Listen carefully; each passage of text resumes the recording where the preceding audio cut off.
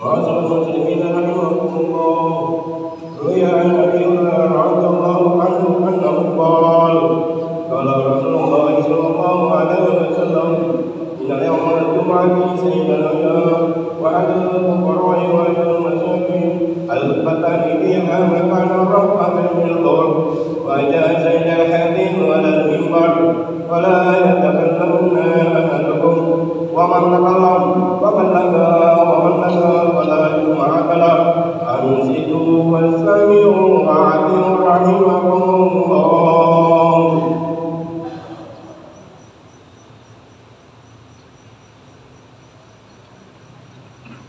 الحمد لله الملك الديان، والصلاة والسلام على سيدنا محمد سيد ولد عدنان وعلى آله وصحبه وتابعيه على مر الزمان، وأشهد أن لا إله إلا الله وحده لا شريك له المنزه عن الجسمية والجهة والزمان والمكان، وأشهد أن سيدنا محمدا عبده ورسوله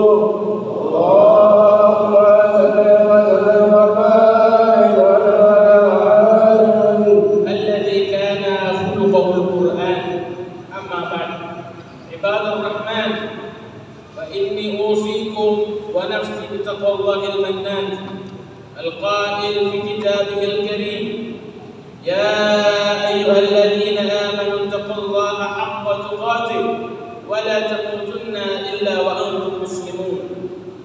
معاشر المسlimin rahimahumullah, hari-hari terakhir ini kita disuguhi oleh tontonan yang begitu menyayat dan mengiris hati kita.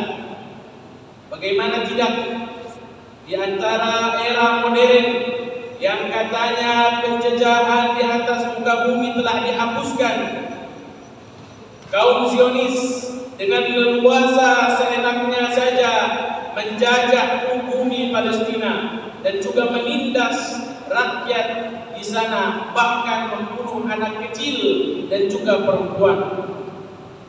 Serangan demi serangan terus dilancarkan kepada rakyat yang tidak berdosa. Ratusan bahkan ribuan nyawa rakyat Palestina telah menjadi korban kekejian dan juga kebiadaban mereka. Sebagai umat Islam, tentu kita mencintai dan juga membela Palestina. Palestina bukanlah negeri yang biasa. Palestina memiliki sejarah yang begitu luar biasa, sejarah panjang yang menjadikannya selalu bersemayam di hati setiap muslimin. Ma'asyiral muslimin rahimakumullah, ada 9 alasan kenapa kita harus mencintai dan juga membela rakyat Palestina. Yang pertama adalah rasa kemanusiaan, yang mana ketika kita melihat penindasan yang dilakukan oleh Zionis Israel kepada saudara-saudara kita di sana, pembunuhan yang bahkan memakan anak kecil, bayi yang tidak tahu apa-apa, perempuan yang lemah juga dibunuh oleh mereka. Genosida, ketidakadilan HAM juga terjadi di sana. Nabi sallallahu alaihi wasallam bersabda, "Mathalul mu'minina fi tawaddihim wa tarahumihim wa ta'atufihim mathalul jasadi idza ishtaka minhu 'udwun tada'a lahu sa'irul jasadi bis-sahri wal humma." Perumpamaan orang-orang yang beriman di dalam hal saling mengasihi, mencintai dan juga menyayangi bagaikan satu tubuh. Apabila ada salah satu anggota tubuh yang merasa sakit, maka seluruhnya akan juga terasa sakit. Hadis riwayat Bukhari dan juga Muslim.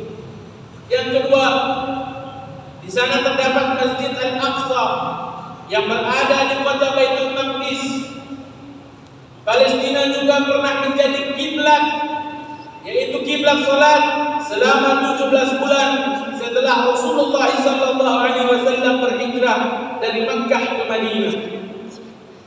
Yang ketiga, Masjid Al-Aqsa yang berada di kota Baitul Maqdis adalah titik akhir perjalanan Isra dan titik awal perjalanan Mi'raj. Isra dan Mi'raj adalah salah satu mukjizat terbesar yang Allah anugerahkan kepada baginda Rasulullah sallallahu alaihi wasallam. Di sanalah baginda Nabi melakukan salat berjamaah, mengimami seluruh nabi dan juga rasul, mulai daripada Nabi Adam alaihissalam sampai Nabi Isa alaihissalam. Yang keempat, Palestina adalah negeri para nabi dan juga para rasul. Banyak sekali para nabi dan para rasul yang pernah tinggal dan berdakwah menyebarkan agama Islam di sana. Di antaranya adalah Nabi Ibrahim alaihissalam, Nabi Yaqub, Nabi Yusuf, Nabi Lut, Nabi Daud, Nabi Sulaiman, Nabi Zakaria, Nabi Yahya, dan juga Nabi Isa, dan nabi-nabi yang diutus oleh Allah untuk Bani Israel yang jumlahnya sangatlah banyak. Yang kelima, di sana terdapat kota Baitul Maqdis, Ardul Mahsyar wal Mansyar, tempat dikumpulkannya seluruh manusia menjelang hari kiamat yang masih hidup di kala itu. Kemudian yang keenam, di sanalah Dajjal akan terbunuh di tangan Nabi Isa alaihissalam. Kemudian yang ketujuh adalah Palestina, bagian daripada daratan Syam yang didoakan berkahnya oleh baginda Rasulullah sallallahu alaihi wasallam, yang mana Rasulullah sallallahu alaihi wasallam berdoa, Allahumma barik lana fi Syamina wa fi Yamanina. Ya Allah, berkahilah negeri Syam dan juga negeri Yaman. Yang kedelapan, banyak sekali para sahabat yang pernah berdakwah, menyebarkan dan juga mengajarkan ajaran Islam di sana. Di antaranya mereka adalah Shaddad bin Auf, Uthman bin Yazid bin Zaid bin Harithah, Wazila bin Al-Asqa, Aus bin Samit, Mas'ud bin Aus, dan juga masih banyak lagi yang lain. Yang kesembilan, Palestina telah melahirkan ribuan ulama dan juga ribuan tokoh-tokoh Islam yang terkemuka yang berkhidmah untuk Islam.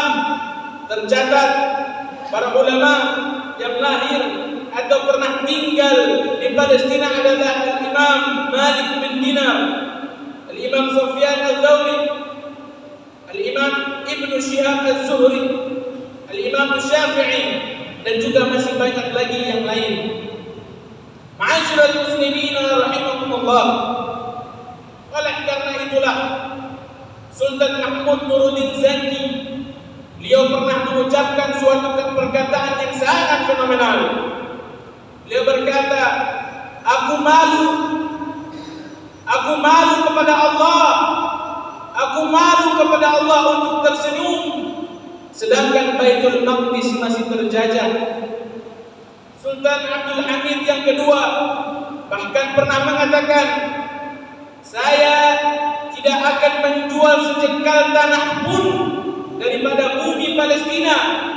Beliau katakan itu dengan tegas dan juga penuh dengan keberanian pada saat menolak sogokan uang yang jumlahnya sangatlah banyak daripada orang-orang Zionis Yahudi yang ingin menempati sebagian wilayah Palestina. Ma'asyiral muslimin rahimahullah. Tidak kalah fenomenal adalah Sultan Salahuddin Al-Ayyubi yang didorong oleh kecintaannya yang mendalam kepada bumi Palestina. Pada tanggal 27 Rajab tahun 583 Hijriah, beliau berhasil membebaskan Baitul Maqdis di Palestina. Ketika ingin membebaskan Baitul Maqdis, Sultan Salahuddin Al-Ayyubi tidak langsung menyiapkan tentara dan juga peralatan perang.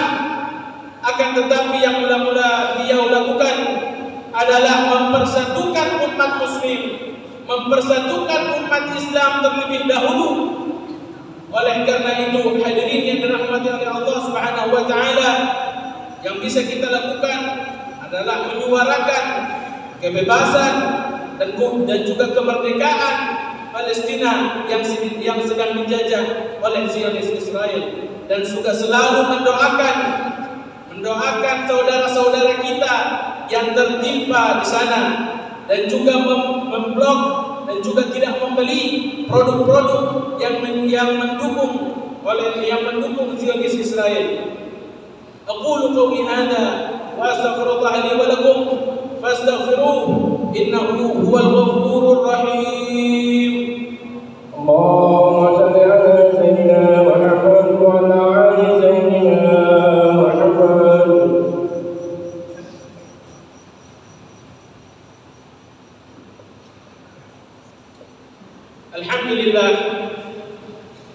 Alhamdulillah wa kafa wa usalli wa usallim ala sayyidina Muhammad al-Mustafa wa ala alihi wa ashabihi ahli al-wafa.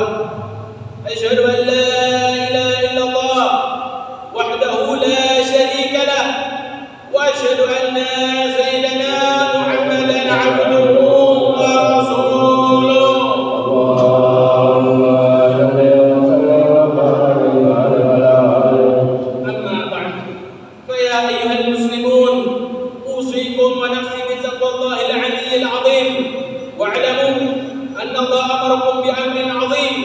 أمركم بالصلاة والسلام على نبيه الكريم فقال إن الله وملائكته يصلون على النبي يا أيها الذين آمنوا صلوا عليه وسلموا تسليما.